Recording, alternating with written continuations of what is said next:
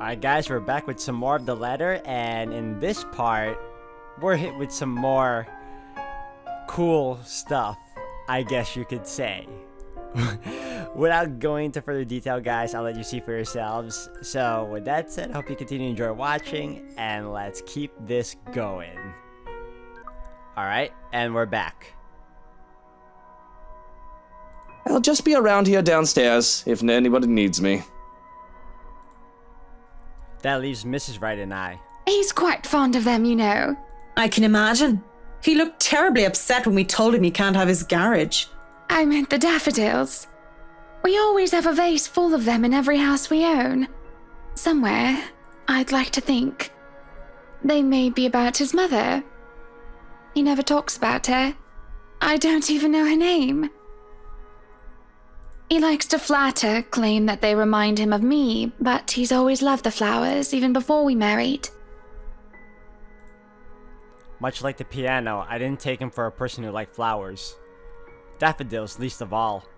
What's next? Am I gonna find out that Mr. Wright saves kittens from burning buildings? I'll go and snoop about upstairs.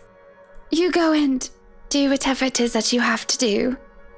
You're gonna leave me in here, a haunted mansion, where I damn sure know I'm gonna be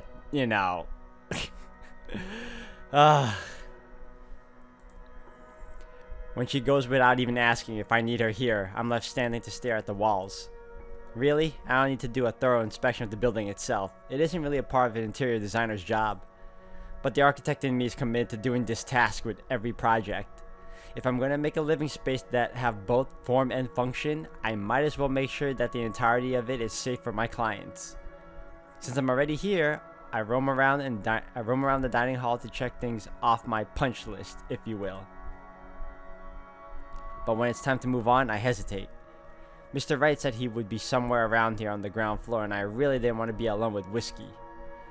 I have to look through the place eventually, sure, but on the other hand, I can do it later when he's gone. You don't want to do that either. I can go upstairs first if I want to. I knew someone was gonna... I knew they were gonna give me a choice.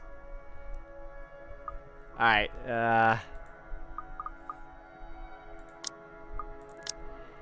they're really good at this too, because they really like to make me feel conflicted. Alright, if I check the first floor, this is tough here. Let me check the relationship right now. We're on a pretty good note with most people, except for Luke right now. We're decreasing his affection, which is fine. I don't care. Alright. Where to begin? I feel like either way, I'm gonna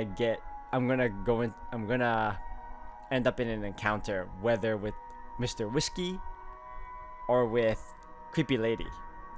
So let's take some chances. We're going to the first floor. I already seen enough of this floor during their open house.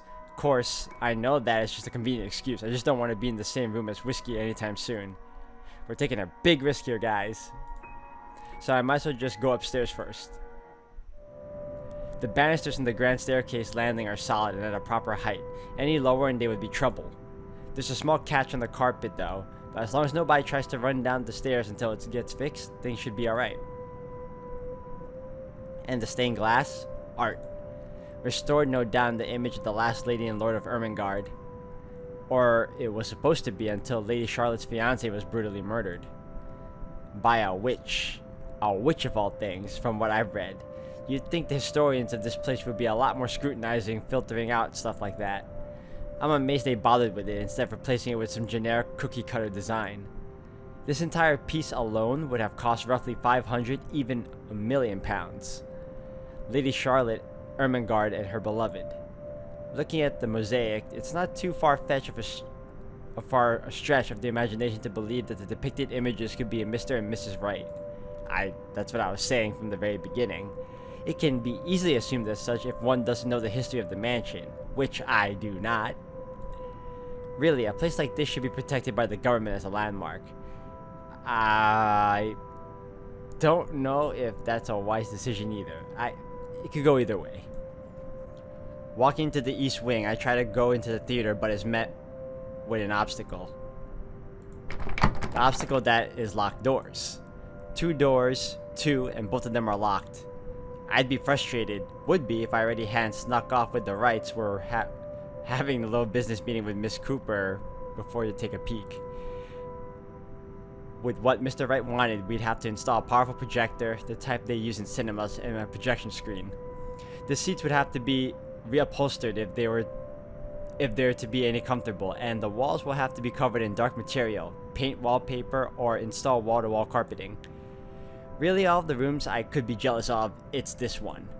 I could just picture myself in there watching the old kung fu flicks on a weekend-long marathon. I didn't even know she watched kung fu flicks. Makes me wonder what kind of movies Mrs. Wright would like. Rom-coms, perhaps? Her husband, on the other hand, I'd rather not think about it. In the middle of my notation and planning, I don't even realize that I'm not alone until I'm caught standing in front of a locked door like a fool. Were you meaning to go in there? I'm afraid we won't be able to open it up today. Oh well, I wanted to, but it's fine. I can still survey the rest of the place. Apologies, but the key was missing when they were handed over. They told us that they'd get right back to us with it. What? But aren't they supposed to hand over all the keys once property changes hands? That can be grounds to file a complaint. They were already kind enough to let us move in so early. There's no need to raise a fuss about it. Worst comes to worst, we can call for a locksmith. The air is heavy and somber when she grows quiet and glances out the window. Out towards the vast expanse that surrounded what would be their house. Their home. Then she looks back at me with a sigh and a bitter smile. Flowers. Yellow flowers. Daffodils, dandelions, and sunflowers and the sort all up front. Just a whole garden of them. They'll make the house look lovely, won't they? Of course. A garden is a wonderful addition to any home.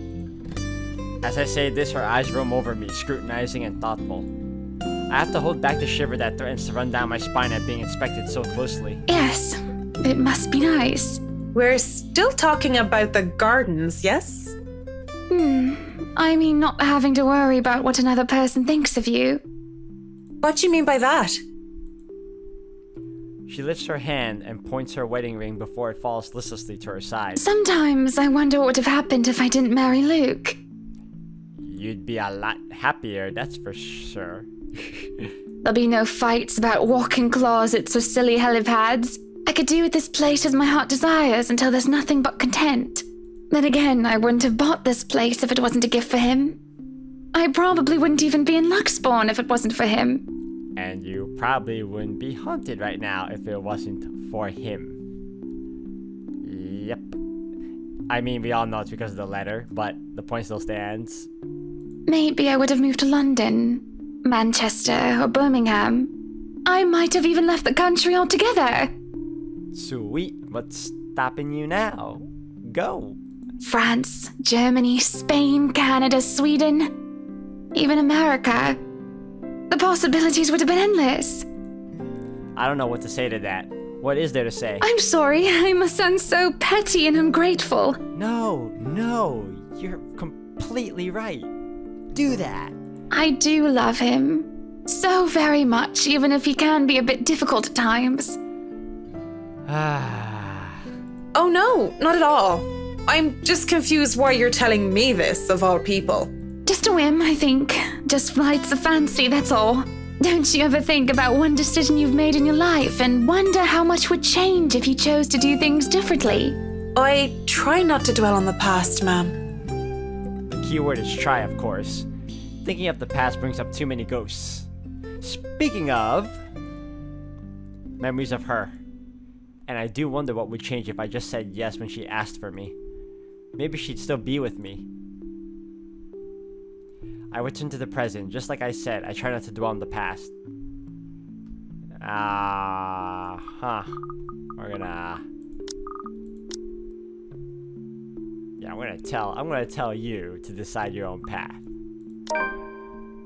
Her worries seem simple enough.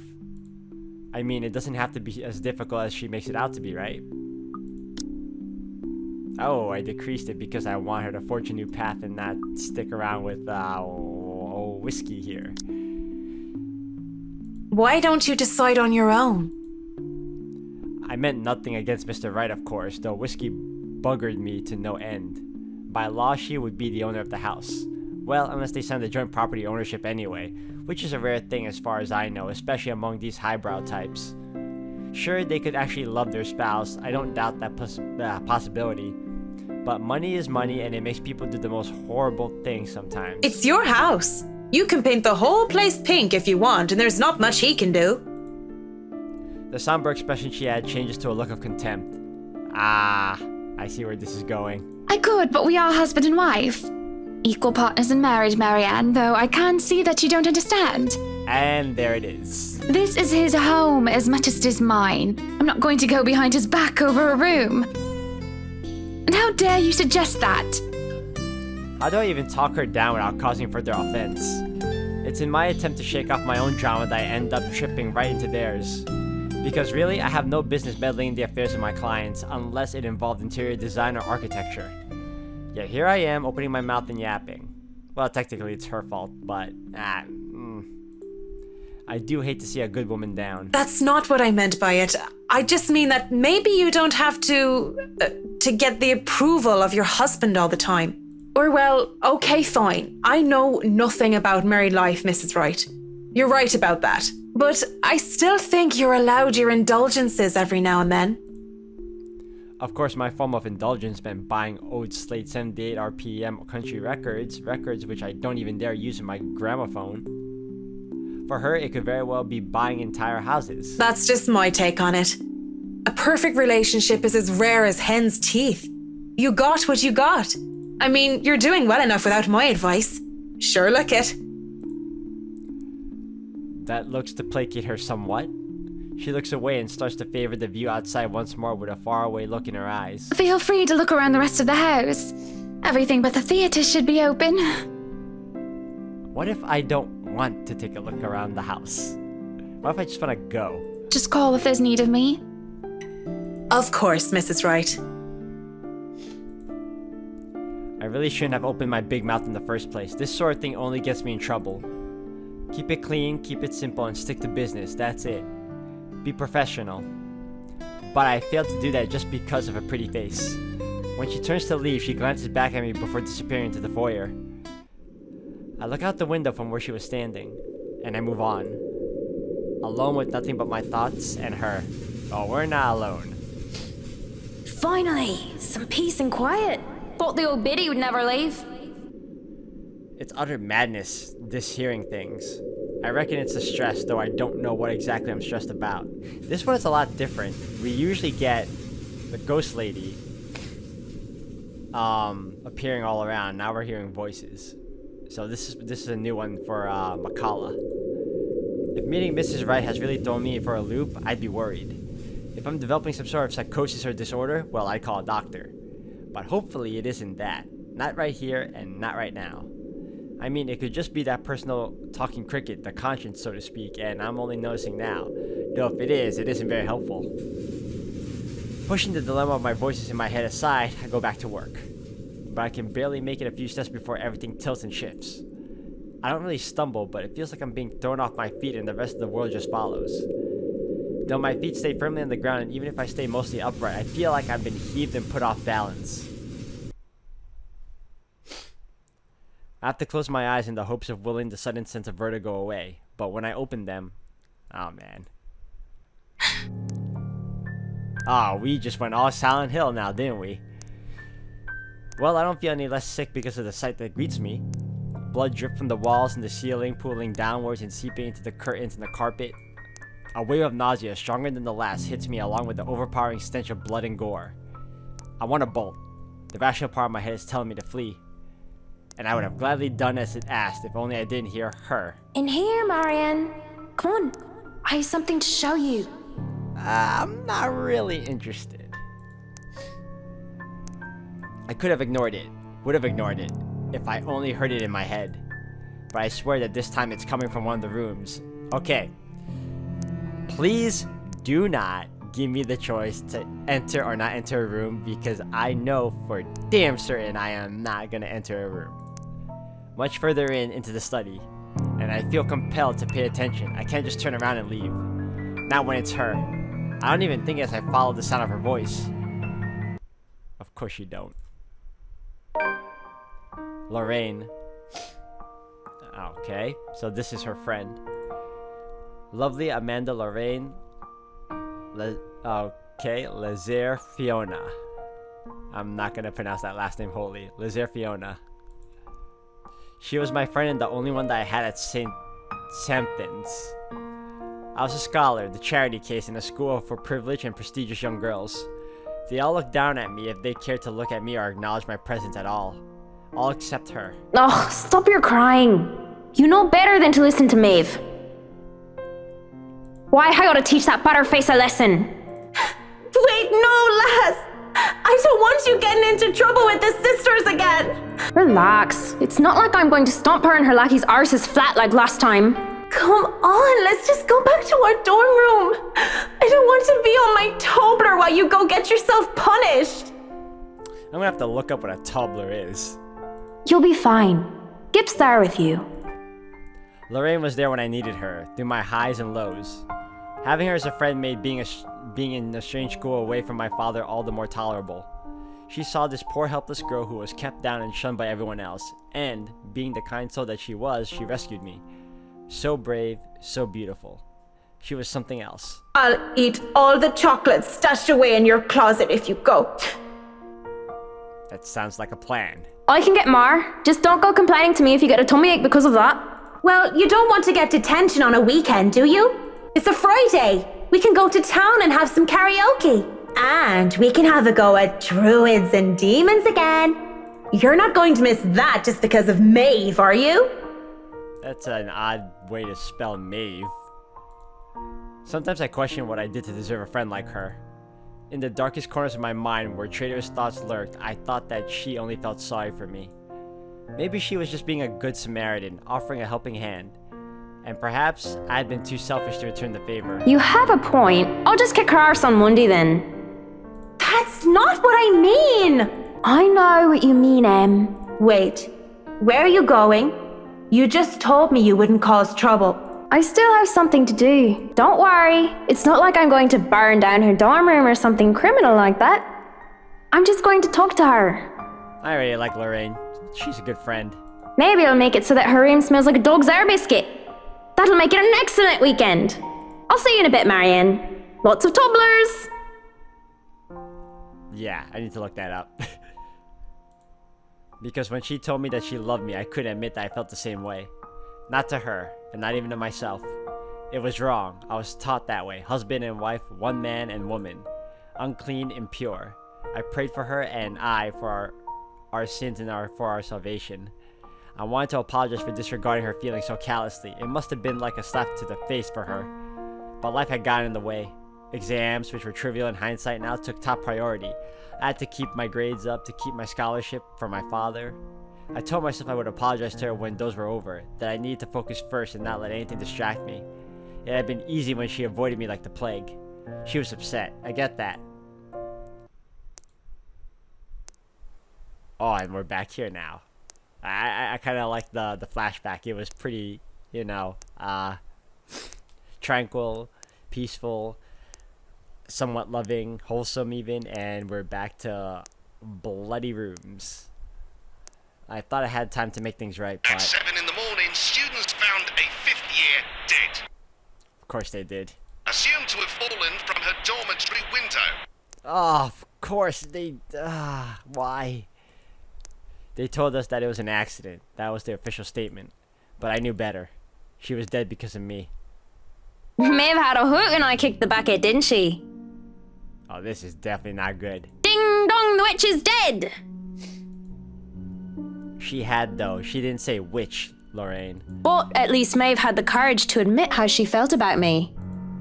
I don't even know how long I've been stuck here in a trance. In the mirror, Lorraine smiles at me. She's as beautiful as I remember her. But then... I feel bile rise up in my throat as her clean image warps into how she looked when they had found her dead, lying on the cold, hard ground.